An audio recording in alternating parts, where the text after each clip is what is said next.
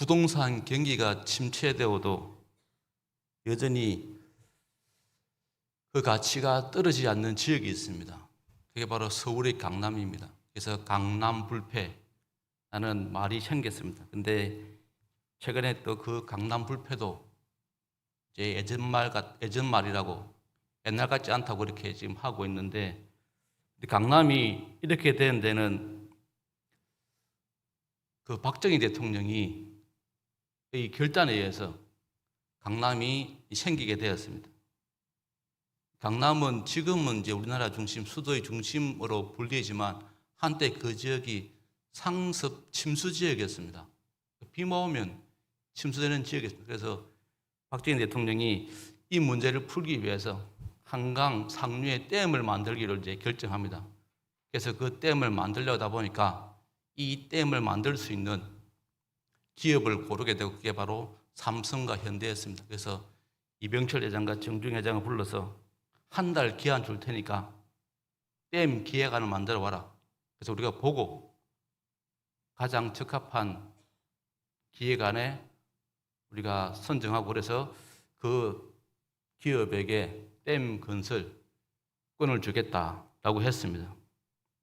이렇게 이제 결정이 나고 이병철 회장과 정준영 회장이 이제 자기 기업으로 가서, 그때부터 이병철 회장은 자기의 어떤 기업의 모든 재정을 다 끌어들여서 유럽의 최고의 어떤 전문가들을 섭외합니다.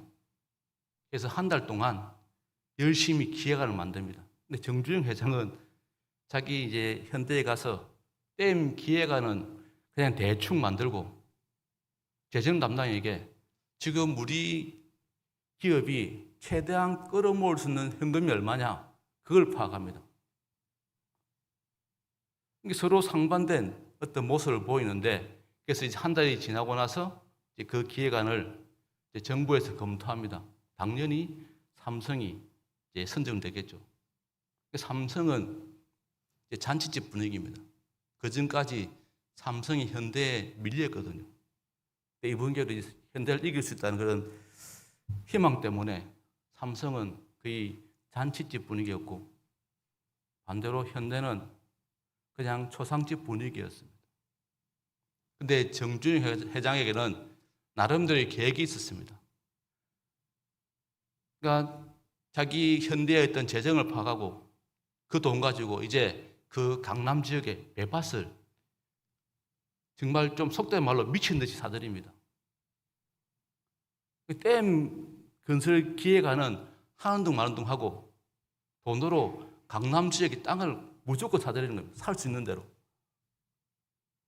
나중에 이제 삼성이 실컷 기획해서 댐을 만들어 놓으니까 그 댐 때문에 이제 강남 지역이 침수 지역이 아니라 개발 지역으로 바뀌니까 그때부터 땅이 또 천정부지로 오릅니다.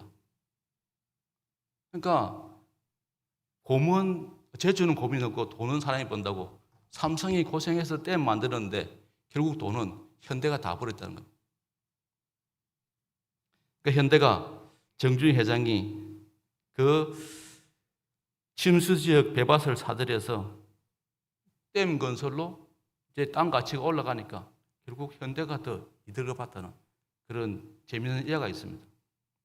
우리가 사촌이 땅을 사도 배 아프다는데 삼성이 얼마나 배 아팠겠습니까? 이게 세상 사는 사람의 모습입니다. 서로 경쟁관계에 있는 사람들, 또 원수들, 그들이 잘 되면 이 배 아픈 게 인지상정입니다. 근데 이게 뭐 기업가들의 모습만 아니라 우리가 목도하는 현실에서도 우리 이런 부분이 있습니다. 그게 뭡니까? 바로 악인의 형통함입니다.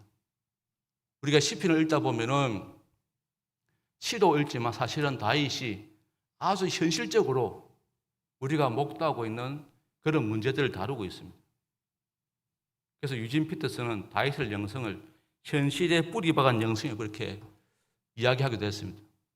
오늘 본문 봐도 그렇습니다. 제가 방금 말한 것처럼 우리 현실에서 매일 목도하는 문제, 악인의 형통함. 그러니까 우리가 악이 존재하는 그 자체도 불편한데, 이해가 안 되는데 악인의 형통하는 것 더 이해 안 되는 현실입니다. 그래서 이런 현실 앞에서 어떤 사람들은 하나님을 부정하기도 하고 또 원망하기도 합니다. 또 그러면서 그런 원망과 불평 가운데서 또 거기에 동조하는 그런 모습을 보이는 사람도 있습니다. 근데 본문에 의하면 그것이 얼마나 어리석은 행동인지 잘못된 생각인지 이야기하고 있습니다. 우리가 1절을 보면 다윗이 악인의 형통의 문제를 이렇게 지적합니다. 악을 행하는 자들 때문에 불평하지 말며 불의를 행하는 자들 시기하지 말지어다. 그러니까 여기에 쓰인 두 개 동사, 불평하다, 시기하다. 그러니까 악인의 형통을 목도하는 사람들의 공통적인 모습이 그 형통함을 불평하고 시기한다는 겁니다. 이 불평한다는 것, 원어로 보면은 태우다, 타오르다, 뜨거워지다라는 그런 뜻을 가지고 있습니다. 그러니까 분노의 마음. 오늘 본문에서 3번 나오는데 1절과 7절과 8절에 3번 나오는데 이 원어의 뜻은 그 자기 속에 그 불평, 그러니까 불평이나 그것도 말미암아 생기는 분노, 그걸 표현하고 있습니다. 그러니까 흥분한 상태, 악인의 형통을 보고 분노하고 흥분한 상태,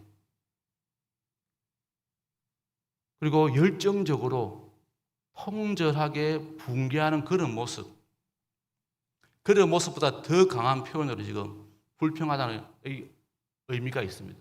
그러니까 원어로는 우리가 정말 뚜껑 열리는, 정말 흥분되는, 열받는, 안달하게 되는 그런 모습보다 더 강한 표현이 이 불평에 사실은 담겨 있습니다. 그러니까 그냥 불평하다, 단순하게 분노하는 모습 보이지만 그것이 우리가 생각하는 그 이상의 어떤 의미가 담겨 있다는 겁니다. 그게 불평하는 모습입니다. 또 시기하다는 원어를 보면은 부러움의 마음입니다. 우리가 한편으로는 분노하면서도 정말 우리의 극한의 어떤 붕괴의 모습을 보이면서도 또 한편으로는 그걸 부러워한다는 겁니다. 시기는 악인들이 가진 것을 강렬하게 매우 자주 혹은 거의 항상 원하는 마음, 이런 마음으로 부러워하는 것, 그게 바로 이 시기의 의미에 담겨 있습니다. 그러니까 악인의 형통을 부러워하면서 자신도 모르게 악한 일에 동참하게 되는 그런 모습이 바로 이 시기라는 단어의 그 의미에 포함되어 있습니다. 하나님께서는 이렇게 1절을 통해서 우리가 불평과 시기라는 단어를 통해서 우리가 얼마나 세상의 형통함과 또 그 형통함을 통해 드러나는 영향력에 휘둘리기 쉬운 존재인지를 하나님 말씀하고 있습니다. 우리가 악인의 형통을 보고 불평하고 시기하는 건 우리에게 조금도 유익이 되지 않습니다. 우리가 시기한다고 불평한다고 또 그 상황이 악인의 형통함이 바꿔지지도 못합니다.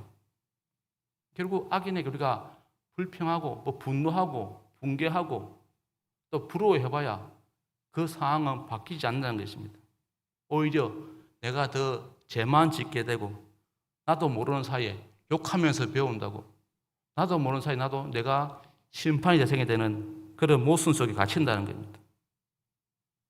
그런데 이런 모습 가운데서 다윗이 우리가 그 악인의 형통을 불평하거나 시기하지 말고 또 그 악인의 형통함은 잠시 풀어다가 많은 채소 같아서 곧 심판받게 될 것이기 때문에 거기에 너무 마음 쏟지 말라고 말합니다. 그러면서 우리에게 부탁합니다.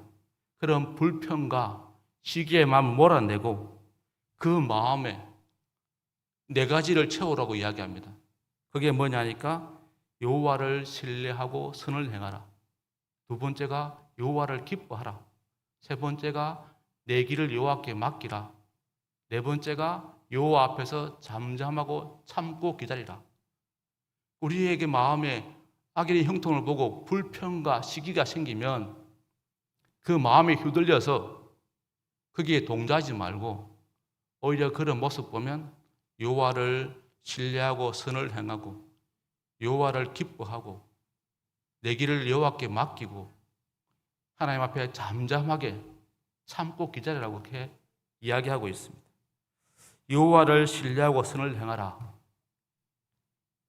이 말은 우리가 그 뒤에 나오는 또 문장으로 우리가 해석해 볼 수 있습니다. 그러니까 여호와를 신뢰하고 행하라고 선을 행하라고 말씀하면서 그 뒤에 다윗이 참 시적인 표현을 씁니다. 그게 뭐냐니까 땅에 머무는 동안 그의 성실을 먹을거리로 삼을지어다 라고 표현합니다. 그러니까 성실을 먹으라 그렇게 말합니다. 양이 풀을 뜯어 먹는 것처럼 성실을 먹으라 라고 말합니다. 여러분, 우리가 몸의 건강을 유지하는 데 필요한 게 세 가지가 있습니다. 그게 식사, 운동, 잠입니다. 그 중에 중요한 것은 바로 먹거리, 식사입니다.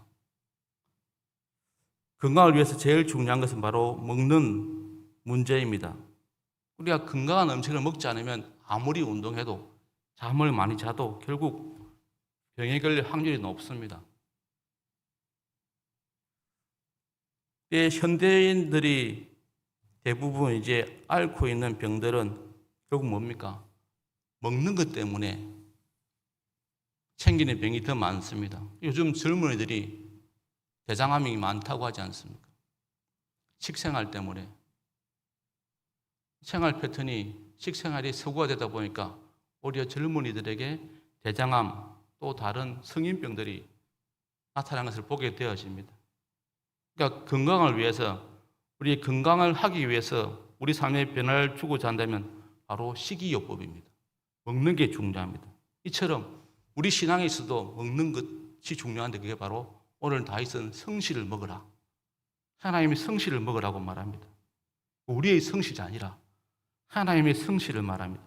하나님이 푸른 초장에 인도하시고 또 거기에서 보이시는 하나님의 그 성실, 시편 23편에 말하는 그런 하나님께서 우리를 인도하시고 먹이시는 그 성실하심을 먹으라고 말합니다.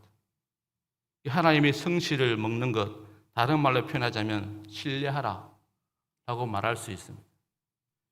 악인의 형통을 보고 불평과 시기의 유혹 속에서도 여전히 선을 행할 수 있는 힘은 바로 하나님을 신뢰하면서 하나님의 성실을 먹는 가운데서 우리에게 주어진다는 겁니다. 이걸 좀 풀어서면 결국 하나님은 악인의 형통한 가운데서도 하나님께서 보고 계시고 알고 계시고 이 모든 것을 바로잡아 주실 것을 알고 하나님을 신뢰하는 것이 바로 우리에게 악인의 형통을 보고 불평하고 시기하는 그런 유혹에서 우리가 이겨나갈 수 있는 방법이라고 말합니다. 이런 유혹이 우리의 마음에 찾아올 때 우리가 해야 될 일이 바로 이 하나님을 신뢰하는 거랍니다. 그래서 다윗이 그의 성실을 먹을거리로 삼으라 라고 하는 것입니다. 하나님의 신실하심으로부터 우리의 영적인 힘과 안전을 얻는 삶을 살라는 겁니다. 내 능력과 재주와 요령과 깨를 의지하여서 먹을 것을 얻는 삶을 살지 말라는 것입니다. 신실하신 하나님께서 자기 백성에게 또 자기 자녀를 먹이시는 것을 알고 그 하나님을 의뢰하고 하나님께 주시는 그 어떤 것이라도 내게 족한 줄 알고 만족하며 살라고 그렇게 다윗이 우리에게 권면하고 있습니다. 하나님이 주시는 것은 결국 우리에게 만족이 된다는 것, 그걸 다시 한번 우리에게 또한 깨닫게 합니다. 또 그에서 다윗이 말합니다. 여호와를 기뻐하라. 이 기쁨은 에너지와 같은 것입니다. 우리가 에너지가 없으면 움직일 수 없듯이 기쁨이 없으면 선을 행할 수가 없습니다. 기쁨을 취하는 모든 일들은 보면 결국 고통이고 고생입니다. 여러분 기쁨 없이 한번 해보시면 기쁨이 없다면 어떻습니까? 하는 일이 힘들고 어려워집니다. 고생이 됩니다. 때로는 그게 폭력으로 느껴집니다. 그런데 그게 기쁨이 있다면, 기쁨을 한다면 선한 일이 되고 만족을 주는 일이 되고 행복을 주는 일이 됩니다. 우리 생활에 활력을 주는 그런 것이 바로 이 기쁨을 우리에게 주어집니다. 내가 무엇을 하든 기쁨을 하게 되어지면 바로 하나님의 에너지가 우리에게 허락된다는 것입니다. 근데 우리의 문제가 뭐냐니까 이 기쁨을 자신의 외부에서, 바깥에서 찾으려 한다는 겁니다. 그래서 우리가 연예 사업이 요즘 엔터테인먼트 산업이 발전하고 있지 않습니까? 그렇게라도 우리가 기쁨을 찾고자 하는 그런 욕망이 있으니까 우리가 외부에서 기쁨이 주어지는 게 아닌데 그걸 외부에서 기쁨을 채우려 하다 보니까 그 기쁨이 오래가지 못하고 오히려 그것이 우리를 더 헛헛하게 만듭니다. 그것은 바람에 의해 꺼져 연기와 함께 사라지는 촛불처럼 우리에게 느껴질 때가 많습니다. 그런데 오늘 말씀 보니까 그 기쁨은 자신의 외부에서 찾는 게 아니라 자신 안에서 찾으라고 말하고 있습니다. 그것이 바로 내 길을 여호와께 맡기라 라는 말입니다. 이 길은 원어로 보면 삶의 여정, 태도, 소망을 의미합니다. 이것은 외부적인 요소가 아니라 바로 내 안에 있는 것들입니다. 그러니까 우리가 기쁨을 쫓되 그걸 외부에 맡기는 게 아니라 내 안에서 그걸 찾는 것인데 그 찾는 방법이 바로 하나님께 맡기는 겁니다. 이 맡긴다는 표현이 재밌습니다. 원어로 보면은 이 맡긴다는 표현은 굴리다입니다. 우리가 축구나 농구를 보면 좀 이해가 됩니다. 축구나 농구를 보면은 이 공을 가지고 골을 넣으려면 어떻게 합니까? 결국 자기 편에게 패스를 잘해야 됩니다. 축구나 농구를 하면서 공을 갖고 하는 운동을 보면은 결국 그 팀이 이기는 방법은 패스를 통해서 골을 넣는 것입니다. 그러니까 우리가 맡긴다는 것, 결국 하나님께 나의 문제를 패스하는 겁니다. 공을 굴리듯 하나님께 그것을 넘기는 겁니다. 이게 바로 맡기다는 의미입니다. 공을 패스하듯이 우리 삶의 여정, 태도, 소망을 하나님께 패스하고 굴리고 맡기는 것. 그게 바로 진정한 맡김의 의미입니다. 이렇게 할 때 우리에게 하나님이 기쁨을 주신다는 겁니다. 그러니까 이 기쁨은 내가 외부에 찾는 게 아니라 바로 내 안에 있던 그런 문제들을 하나님께 패스하고 그걸 내 안에서, 믿음 안에서 찾는 것. 그걸 지금 다윗이 가르치고 있습니다. 그리고 마지막으로 이제 또 그런 악인의 형통을 보고 우리에게 건면하는 것은 바로 여호와 앞에서 잠잠하고 참고 기다리라고 말하고 있습니다. 이 참고 기다리는 것, 한 단어로 말하면 인내입니다. 인내라는 건 그리고 억지로 참는 게 아니고요. 평정심을 가지고 가만히 있으면서 희망하는 것. 하나님의 손에 모든 걸 맡기고 그 모든 것을 고요히 감사하는 마음을 가지는 것입니다. 인내는 결국 하나님의 간섭하심을 기다리는 것. 그걸 말합니다. 이렇게 우리가 인내하면 하나님이 우리의 상한 마음을, 우리의 문제를, 우리가 겪는 고통 가운데서 우리를 구해 주신다는 겁니다. 그게 이 인내의 의미에 포함되어 있고 우리가 참고 기다려야 할 이유입니다. 그런데 이게 참 쉽지 않습니다. 하나님을 의뢰하고 하나님을 기뻐하며 내 길을 하나님께 다 맡겼다면 우리가 잠잠하게 인내해야 되는데 우리는 어떻게 합니까? 불평이 우리 입 밖으로 나오지 않습니까? 그러니까 하나님께 맡겼다면, 하나님께 그걸 넘겼다면, 하나님께 패스했다면 이제 잠잠히 참고 기다리는 인내가 필요한데 우리는 그럴 때 인내하지 못하고 그냥 우리의 불평을 입 밖으로 쏟아냅니다. 그러니까 하나님께서는 그런 불평을 입 밖으로 내지 않고 더 이상 안달하거나 열받지 말라고 우리에게 참고 기다리라고 말씀하시는데 우리의 본성은 자꾸 불평하고 뭔가 내 감정을 표출하면 내 문제가 풀리는 것처럼 착각한다는 겁니다. 한마디로 성질을 부리면 좀 나아지는 것으로 생각한다는 겁니다. 그러니까 이 참고 기다린다는 게 쉽지 않습니다. 불평하지 않고 안달하지 않고 열받지 않고 기다리는 게 쉽지 않습니다. 우리의 본성 자꾸 이걸 밖으로 드러내야 되니까 입술로 쏟아내야 되니까 그래서 이게 우리에게 큰 부담이 됩니다. 그런데 하나님 오늘 우리에게 분명히 말씀하십니다. 참고 잠잠히 기다리라. 파스칼이 이런 재밌는 말을 얘기했습니다. 세상에서 가장 근본적으로 잘못된 일은 사람이 자기 방에서 조용히 지내는 법을 모른다는 사실이다. 신앙을 가졌다면 잠잠히 하나님을 기다려야 할 때가 많다는 겁니다.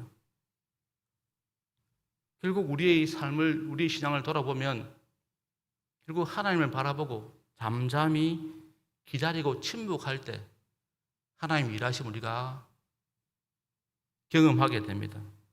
여러분 이스라엘 백성을 보십시오. 출애굽한 뒤에 바로의 마음이 변합니다. 그래서 군대를 이끌고 다시 추격해 옵니다. 그리고 그릇을 이동하는 이스라엘 백성들보다는 이제 말을 타고 쫓아오니까 어떻습니까? 금방 눈앞에 이스라엘 백성을 잡을 수 있을 그리만큼 쫓아옵니다. 그런데 이스라엘 백성들은 그 쫓아오는 애국 군대 앞에 또 홍해가 있습니다. 그때 이스라엘 백성이 어떻게 반응합니까? 그 모습이 출애굽기 14장 10절 이하에 잘 나타나 있습니다. 바로가 쫓아오니까 이스라엘이 어떻게 합니까? 그들이 눈에 보이니까 그때부터 그들이 불평합니다. 바로가 가까이 올 때 이스라엘 자손이 눈을 들어본 적 애굽 사람들이 자기들 뒤에 이른지라 이스라엘 자손이 심히 두려워하여 여호와께 부르짖고 그들이 또 모세에게 이르되 애굽에 매장지가 없어서 당신이 우리를 이끌어내어 이 광야에서 죽게 하느냐? 어찌하여 당신이 우리를 애굽에서 이끌어내어 우리에게 이같이 하느냐? 우리가 애굽에서 당신에게 이런 말이 이것이 아니냐? 이르기를 우리를 내버려 두라. 우리가 애굽 사람을 섬길 것이라 하지 아니하더냐? 애굽 사람을 섬기는 것이 광야에서 죽는 것보다 낫겠노라. 이렇게 그들이 불평을 입 밖으로 쏟아냅니다. 그때 두려움 때문에 또 하나님의 역사하심을 부정하는 하나님 인도하심을 부정하는 그들에게 모세가 뭐라 말합니까? 모세를 향한 불평과 원망을 모세가 어떻게 받아칩니까? 바로 13절에 나옵니다. 모세가 백성에게 이르되 너희는 두려워하지 말고 가만히 서서 여호와께서 오늘 너희를 위하여 행하시는 구원을 보라. 너희가 오늘 본 애굽 사람을 영원히 다시 보지 아니하리라. 여호와께서 너희를 위하여 싸우시리니 너희는 가만히 있을지니라.